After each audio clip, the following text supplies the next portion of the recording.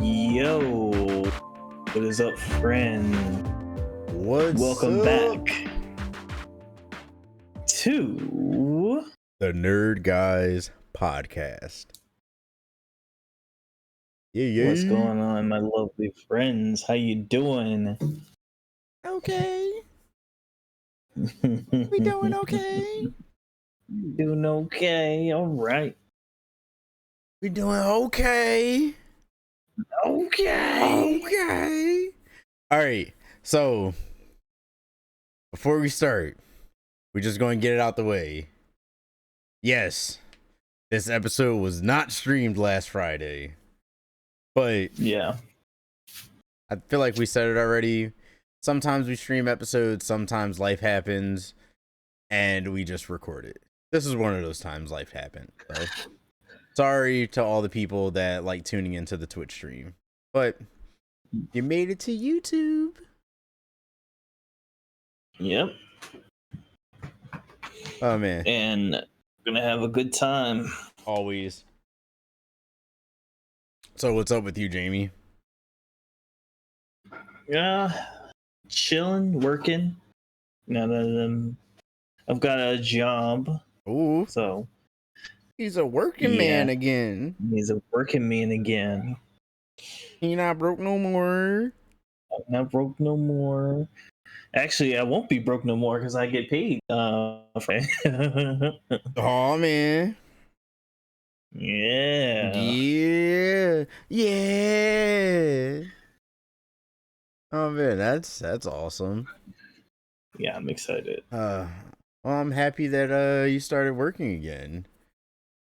I'm excited all about it. It's no fun sitting at home all day. Like, true, you were working before because you were doing stream stuff, but sitting home all day and not going anywhere can be kind of daunting. Yeah, and considering like the stuff that I want to do, for all of the areas of streaming and recording and whatnot, I needed a job again. We have plenty of ideas in mind. Yep. There's a very secret thing that I can't tell you anything about, but I'm very excited about if it happens. Oh, wow. Are you talking to me or them? Them, you know about it. Huh. I don't recall what that is. We're gonna have to talk about that one. But I mean, yeah. I've been busy. So between my day job and Nerd Guys and Kitsune Sai and, well, that's it.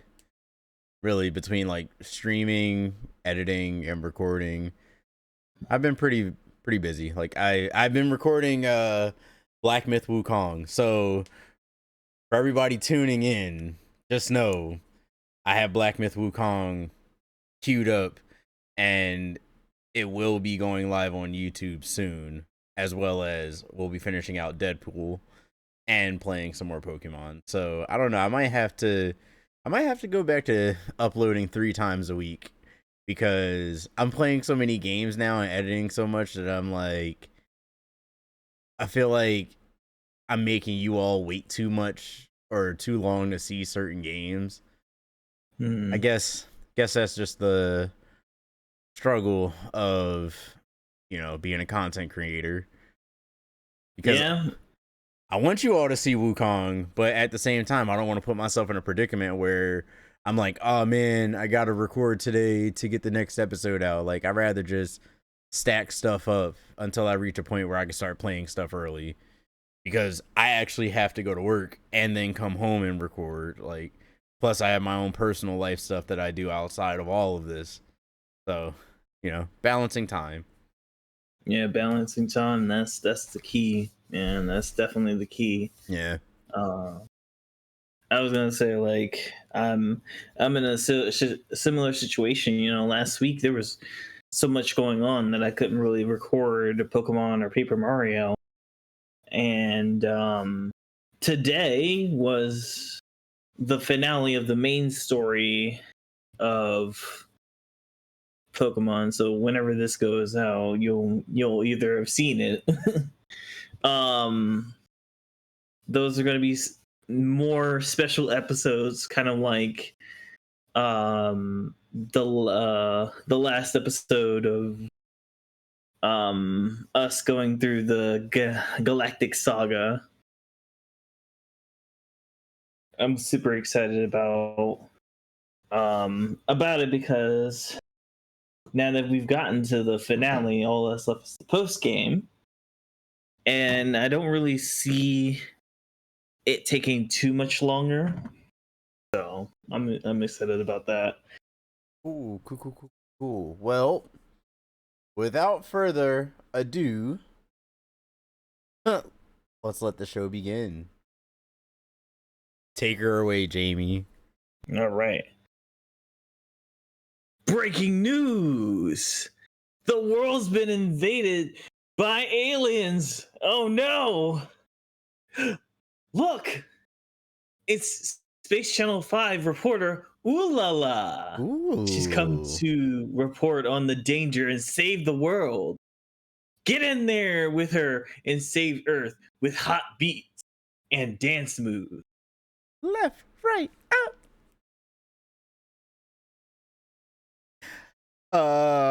So if you all didn't know or haven't put two and two together, we are talking about the wonderful, the fabulous, the oh so radiant reporter for Space Channel 5. Ooh la la. Ooh la la. Ooh la la. So I need to stop saying so. That's one of the good things. You got to work on the segues. Mm-hmm. So let's try that again. Speaking of Ooh La La and Space Channel 5, did you know Space Channel 5 is a retro futuristic style game that takes place in the year 2497, and it's sort of a futuristic 60s inspired video game. So for those of you out there that have seen the Austin Powers trilogy where like he comes to the future but he's still dressing like he's in the 60s and the disco era, that's basically what this entire game is all about. The game would be released first on the Sega Dreamcast, and then it would later be ported to the PS2 and the Game Boy Advance. For those of you who don't know what the Dreamcast is, Sega, yes, Sonic Sega, actually had their own video game console back in the 90s. It was doing all right for a little bit. Yeah, it definitely was, but it had to go up against the Titans that were Sony and Nintendo. And unfortunately, it just couldn't hang. Even though it had great, like it had great titles. The one game that I always think of when I think of the Dreamcast is Spawn. Spawn was a really fun game, yeah. But I know most people probably think of Sonic Adventure. Sonic Adventure. There may be some more games that come to mind that I can't think of right now. Yeah, I was about to say maybe Star Fox, but Star Fox was Nintendo. So probably not. That was more N64. Yeah. Tetsuya Mizuguchi was asked to make a game that would appeal to the female gamer demographic. So for those of you who don't know, Tetsuya Mizuguchi was the mind behind Space Channel 5. His assignment was a bit of a hefty one because he had to go out and actually poll people. So he made a poll. He was asking, women what they liked about certain video games, what kind of games they would like to play. But he also had to ask some men as well, because it had to be kind of like a catch-all game for both people. Like, Sega wanted to go in a direction where they had a built-up fan base for like of female gamers, but they also wanted to retain their fan base of male gamers. So they tasked Tetsuya with the assignment, and Mizuguchi, he didn't know what he was doing or what type of games they were like, as I previously said. So after surveying a bunch of women and some guys, the consensus was girls enjoyed puzzle games, and they wanted a game that would not be a traditional puzzle game, but also be able to appeal to male gamers as well. They wanted to try to appease both fan bases. So Tetsuya went off and worked with his team, and they made a sort of kind of puzzle game that was competitive as well. And it had a bunch of music, because for those of you who don't know, Tetsuya Mizuguchi was a big music head. So like, he loved music, and he stuffed as much music in this game as he possibly could. And that is a big feat, because for those of you who know how licensing works for getting songs into games, it is very difficult, even at that time. Mm-hmm. From his love of music and the opinions of a lot of female gamers saying they like puzzle games, he would make a game that would be known as a rhythm game. So it basically birthed a new genre of game. I pray I don't mess these up, but Naofumi Hatava and Kenichi Tokoi would compose the music and take inspiration from big band music. All in all, Mizuguchi made a rhythm game, and this was completely experimental for Sega at the time. They didn't know just how big this game was going to be and how it would show that fans liked rhythm games.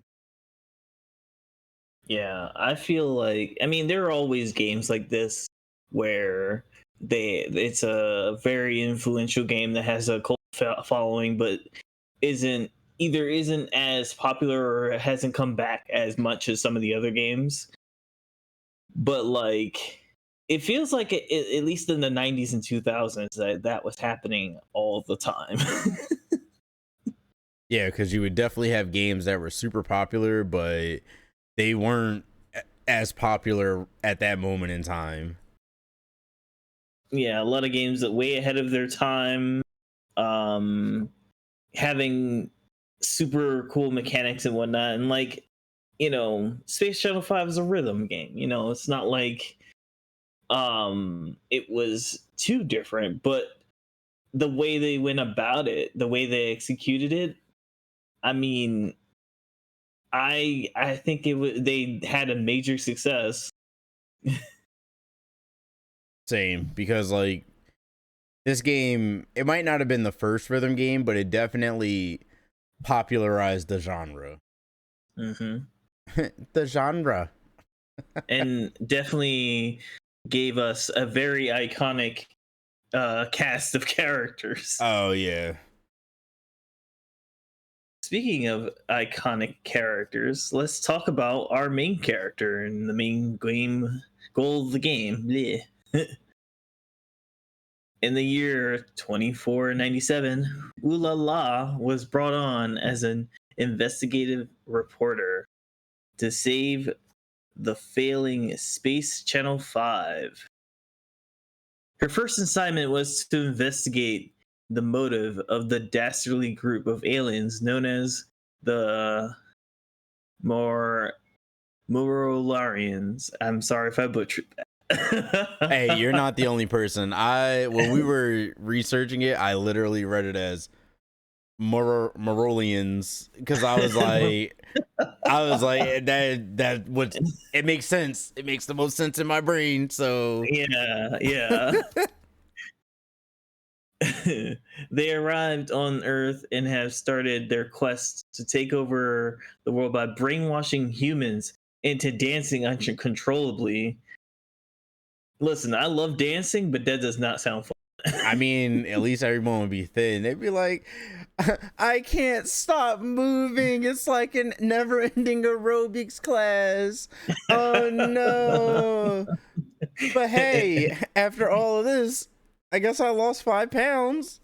Infinite Wii Sports. Severely overweight. Please go see a health provider. Oh my goodness, that's me right there. They're coming here to take over the world, but then they just see everyone's obese and they're just like, you know what? We got y'all. We were going to do something evil, but we're just going to force you all to dance just to help you out. It's Wall-E, but different. Same, but different. Probably gonna have to cut that out just because. Well, rip to any fan base that we have, and I'm not even gonna say it. Continue. They're not the only threat to Earth. In Space Channel 5 Part 2, the next threat would attack Earth. This time, aliens known as the Rhythm Rogues have invaded the Earth with their wicked dance move.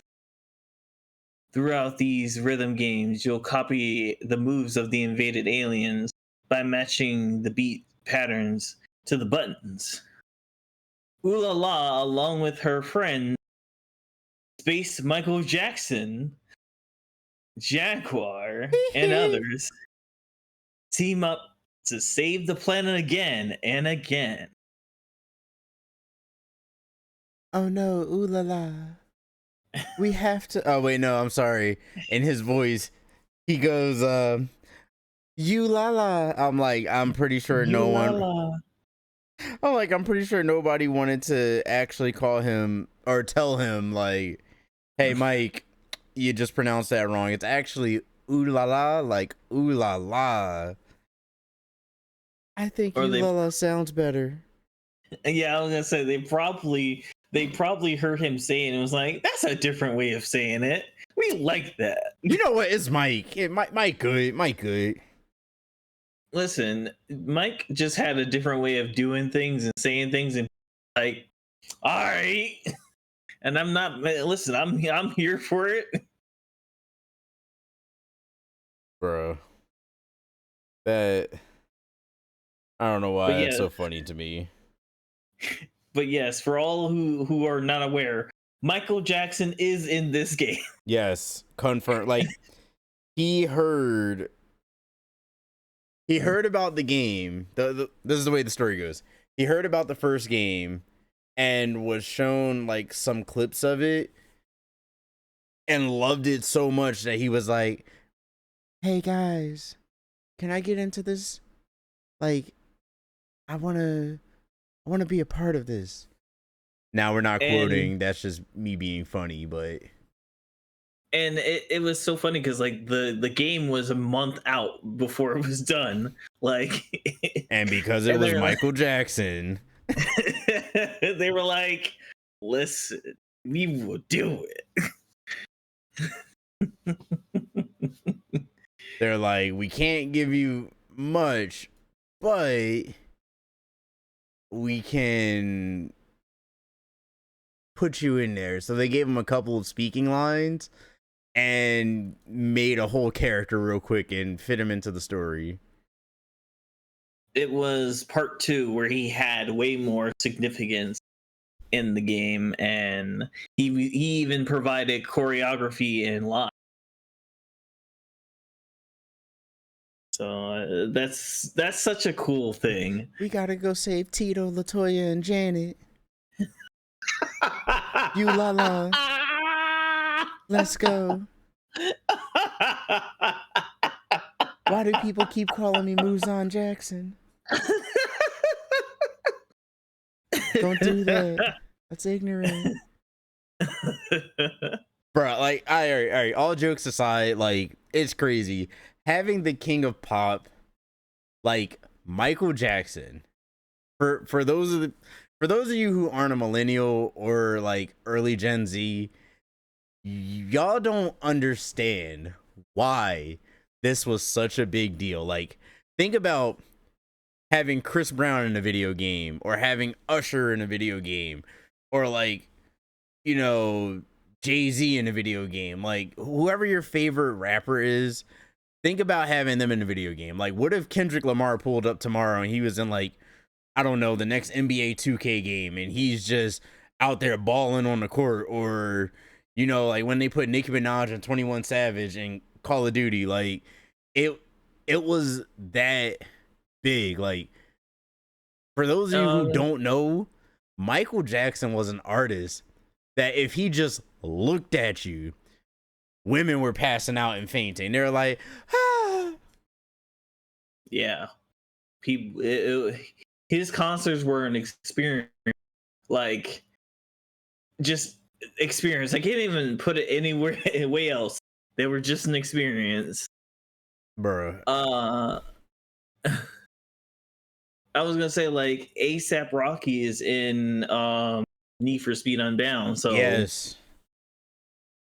And Mike's appearance in this game was like 10 times more phenomenal than like, nothing against ASAP, I love you music, big fan, but it'd be like if Beyonce pulled up in a video game today.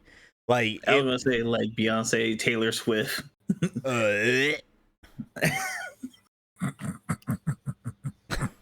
Sorry. We love the Swifties. If you're a Swiftie and you're listening, I'm sorry to tell you, but Beyonce had the best video of the year this year. Oh my god. The meme. Lord Jesus. Yeah, but Michael was just different. He was a special human being, and for him to be in a video game, especially this early on, it spoke volumes about what people thought the game could be. Yeah. I mean, at the same time, though, there were some things pushing against this game. So part one came out at the tail end of the Dreamcast lifespan. So, and then speaking about Michael, you know, he was going through some legal issues himself. So, but I think despite what was going on at the time, this game still was able to shine throughout that. It became the diamond in the roughs, if you will. Now, Michael Jackson was just one of many characters.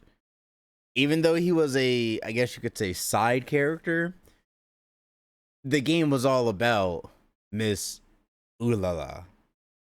You know, Miss Ooh La La. It's Ooh La La. You know, the fierce and fabulous reporter who reports to you live from Space Channel 5. For those of you who don't know, Ooh La La can sing, dance, and play instruments, which are all skills she would need in 2 years, because Earth would eventually face a terrible threat. Like we told you, like people People always want to come, blow up Earth, but in this case, they were like, "Hey, we're gonna make you dance." Mm-hmm. Ulala eventually would take on twin apprentices, Rue and Key. So Rue and Key also work for Space Channel 5 as well. She not only saved the world using dance, but she also does other cool things. Like, she loves shopping and eating. Her favorite foods are cherry vanilla ice cream and space Peking duck. Like, I love that it's specifically space speaking. Yo, for real, like, I think that's hilarious. I'm like, well, at least she has good taste. I've never had Peking duck, but from what I hear, is greasy and delicious. Yeah, same here. That's what I heard. I don't know. We need to go to Newhall King in Canada. Because Kendrick told us so. Okay. No, let me stop. But Ulala also has many different rivals. Specifically, her main rival, Space 42 reporter. Y'all ready for this? Pudding. I'm so mad that they named a character Pudding, and like Pudding's whole ordeal is, hey, I'm a part of the rival channel. So much like in real reporting, think Bruce Almighty, for those of you who might have seen it.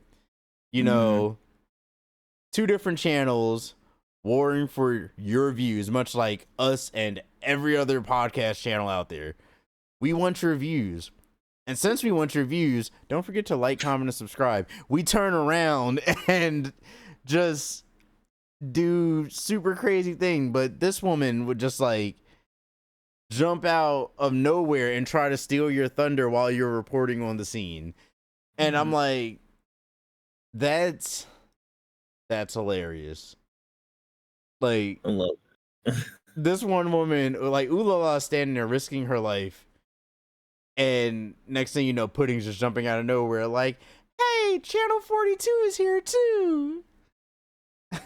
It's time to duel, la la. Can you dig it? Oh my gosh. Lastly, Ulala does have her own dreams and ambitions in life. The main one, which is the thing that sparked the entire game franchise, is that she dreams of being the universe's best reporter, which is ambitious, but she has the charisma and the flair to do it. Like, watching gameplay footage of it, yeah, she got it. Like, whatever it is, she has it. Now, Ulala has definitely made Space Channel 5 very successful. And fact,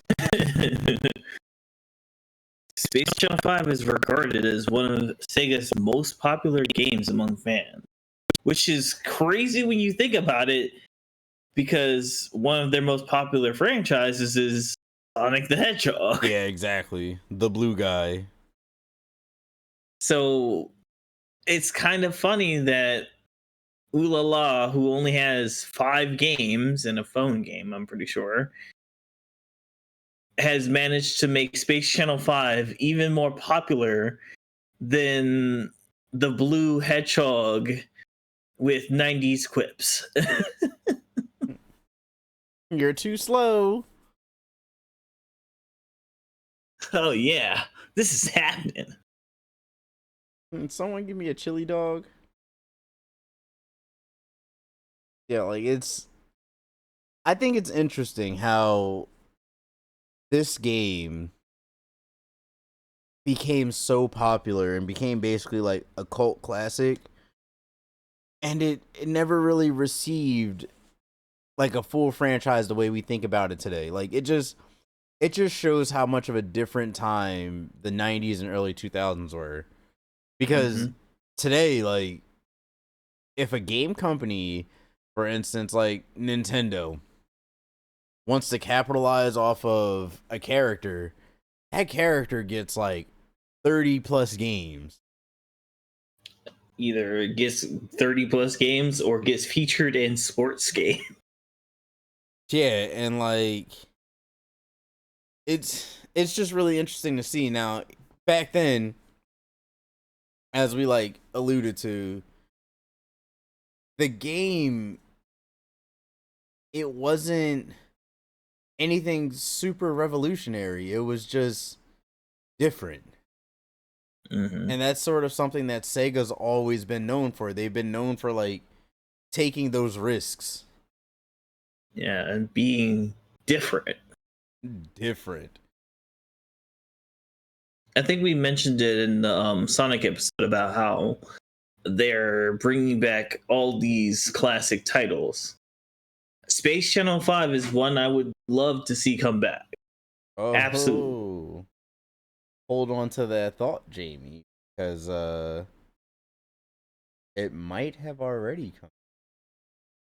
It's true. The games the game would ever only get 2 featured games, so Space Channel 5 and Space Channel 5 Part 2. They kind of had a port on the GBA, which is just the port of the first game. And then they would port both of the games to Steam and PS2. Now, speaking of Space Channel 5 coming back, it did come back 4 years ago in VR. Of course it did. It's always VR. Yeah. So it was called Space Channel 5 VR. Kinda funky news flash. This is what I thought was interesting about it. This is the second time Sega has allowed this to happen or has done this. So the game got ported to PS2 and Steam.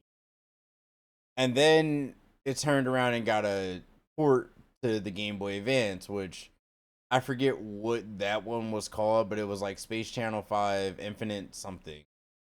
We have it right in this list picture. Tell the people.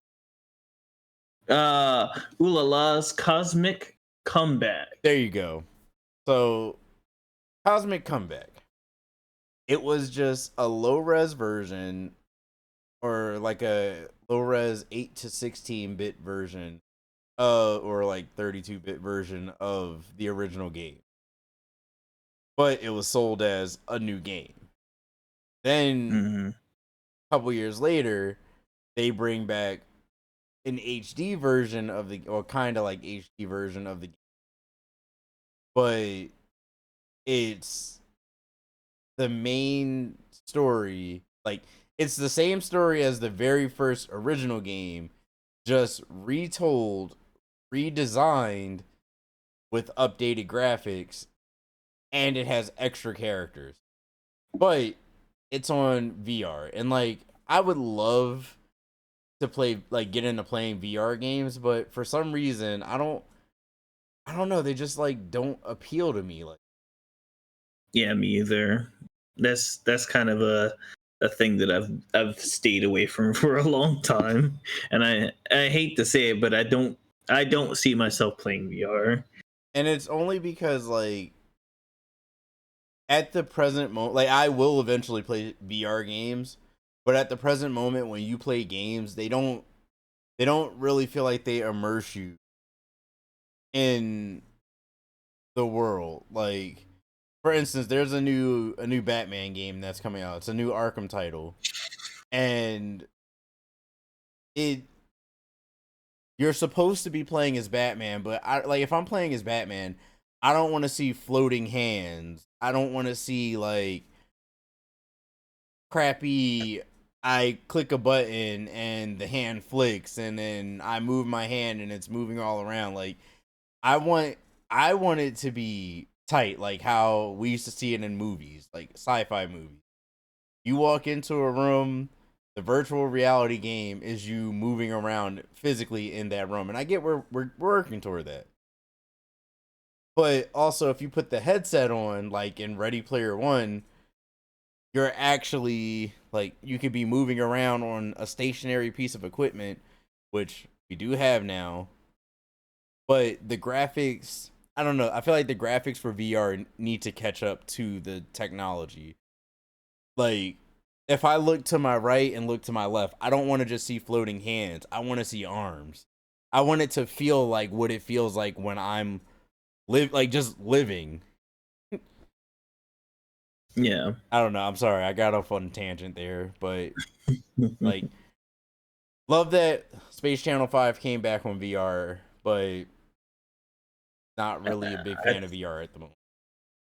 I think it deserves a remake on console and then a new game, to be honest. Man, it'd be crazy if the Connect 2 came out. Don't. Just don't.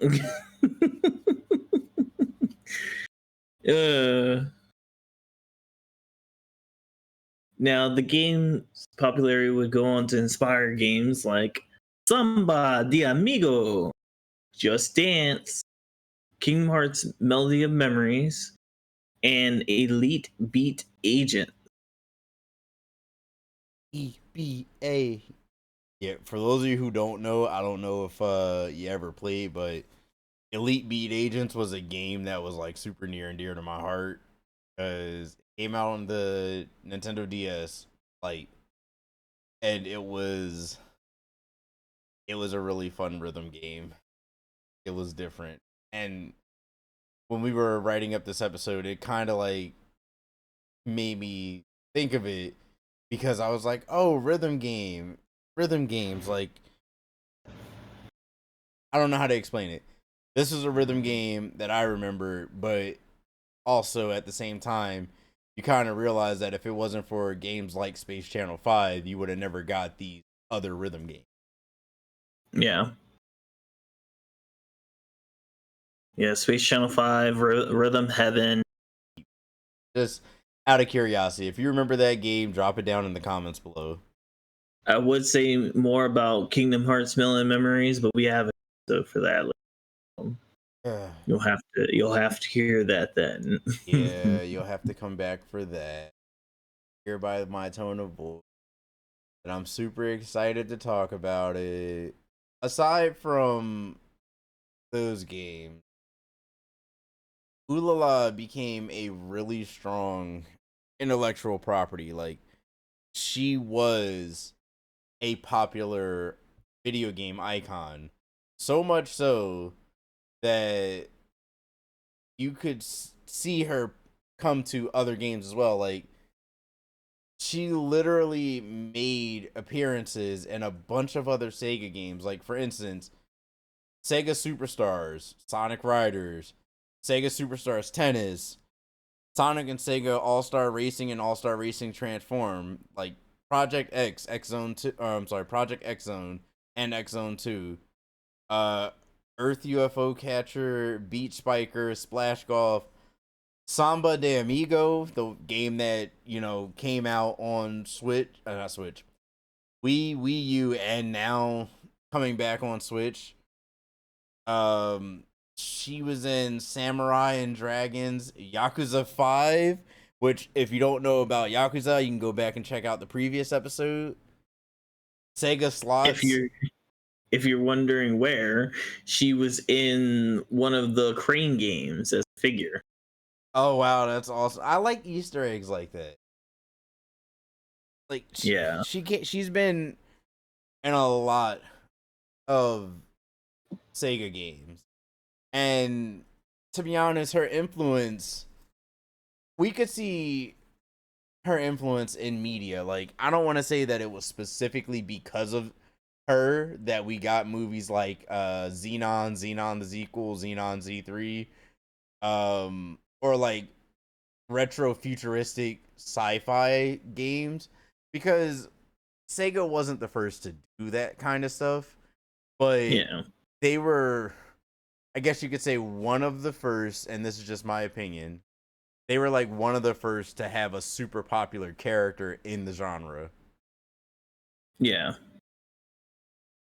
A very, very iconic character. So much so that they actually had who the voice actress, the English voice actress, be the live action Ooh La La. Huh. It's they had the Japanese voice, or one of the supposed Japanese voice actresses who dressed up as Ooh La La, but that's more of a still of a mystery. Yeah, like that was one of the other funny like little Easter eggs about this game. No one knew who the actual voice of the Japanese uh Ulala variant was, like, or not Japanese variant, but like no one knew who voiced the Japanese game. Like there have Yeah, been plenty of people over the years that are like, "Oh, it's this person, it's that person," but there's never been any solid evidence.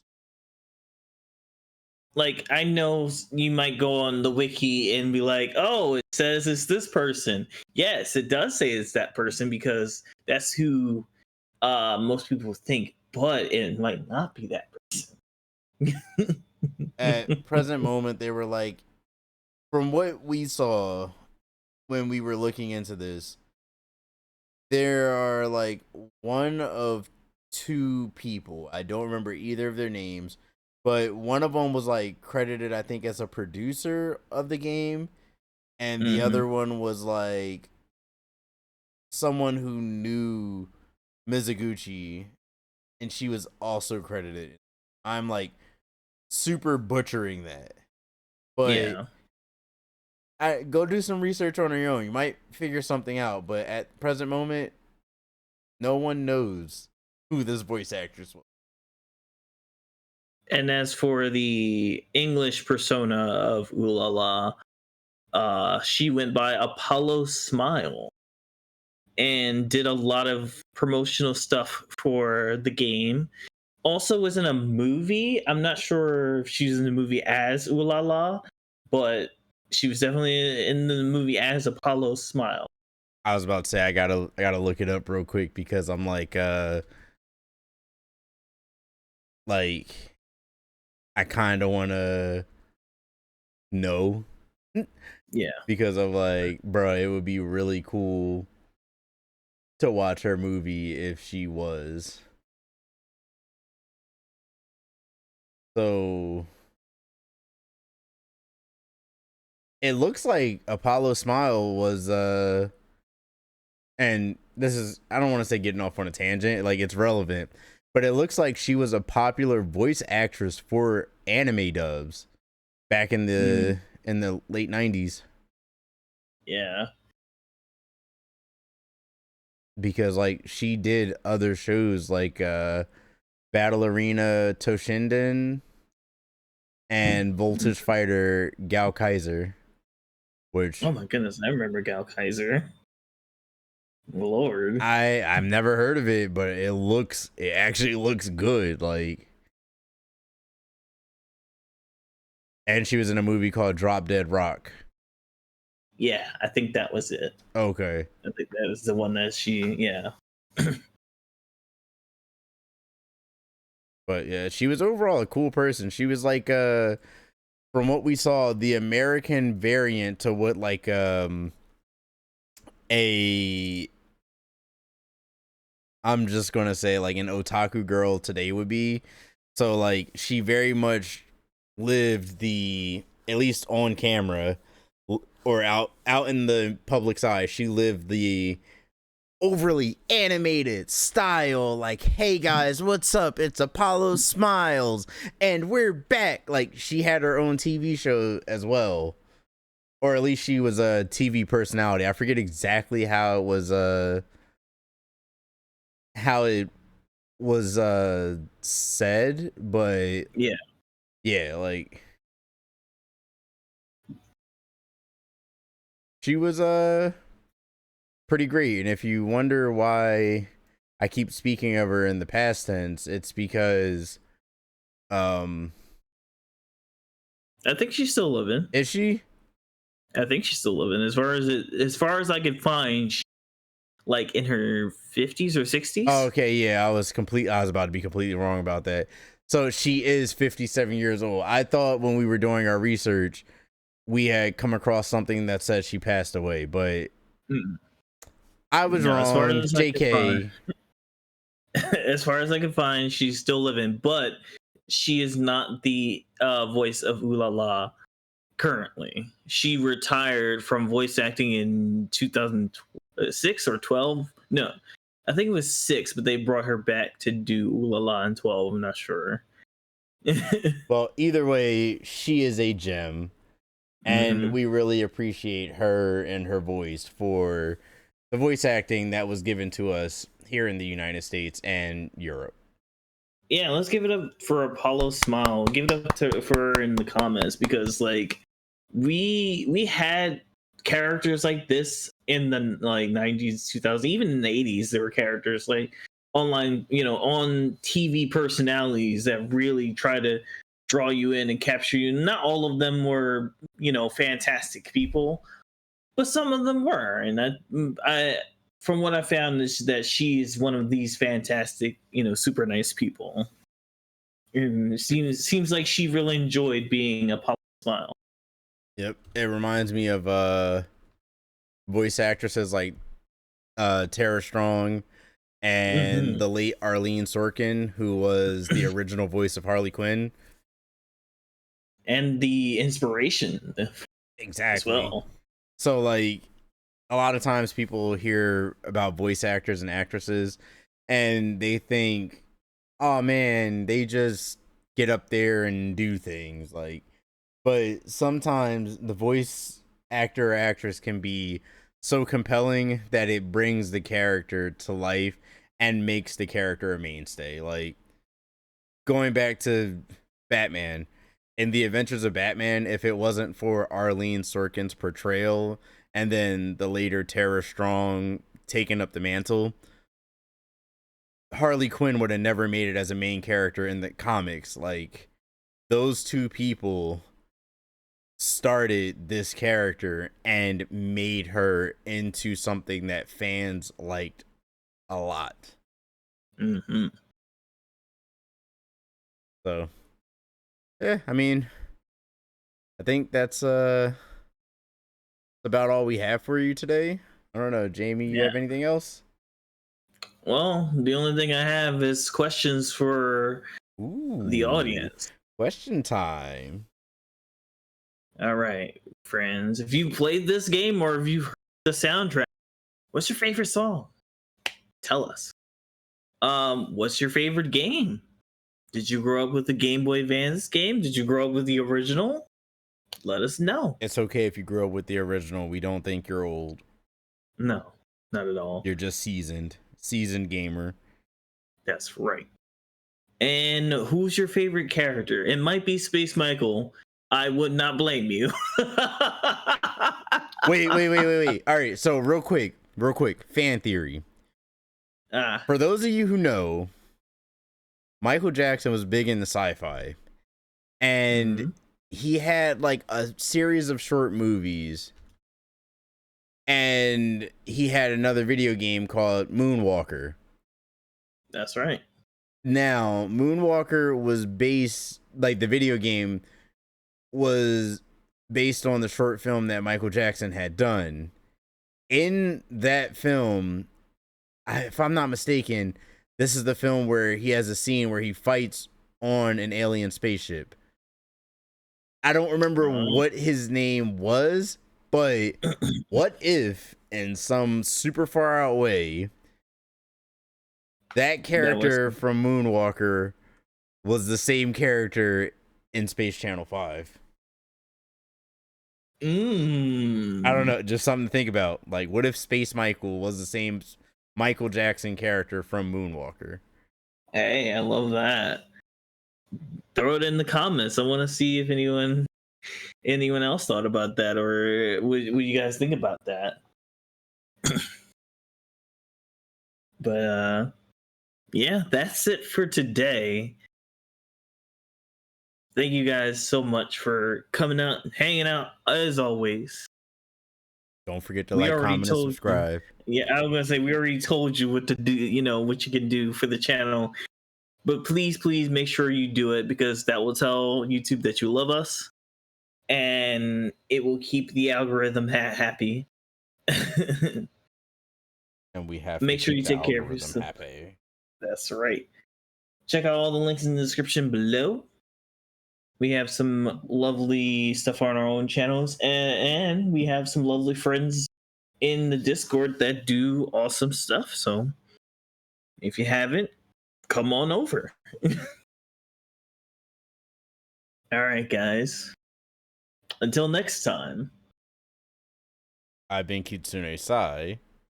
And I've been Jamie Shadow 9. And we are out of here. Peace. Bye.